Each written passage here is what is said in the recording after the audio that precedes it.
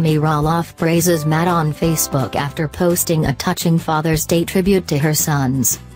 Amid all the back and forth though, Amy took time on Sunday to call out all the amazing dads in her life, including her ex-husband. At first, Amy posted a picture carousel of sons Zach and Jeremy, who both became first-time parents in 2017, on her Instagram and Facebook accounts. Happy Father's Day Zach Roloff and Jeremy James Roloff. I'm so proud of you both and the dad you are growing into for your son and daughter. It's the best forever all that keeps blessing you every day.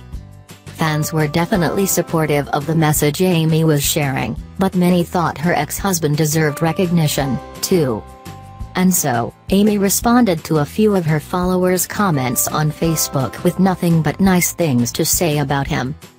Even though LPBW viewers see quite a bit of drama go down between these two, it looks like they do occasionally take time to show their appreciation for one another. Just 1 week ago, Matt posted this photo of the pair boasting their Guinness Book of World Records certificate for most episodes of a family-focused reality TV show. A feat, of course, he couldn't have accomplished without his ex-wife.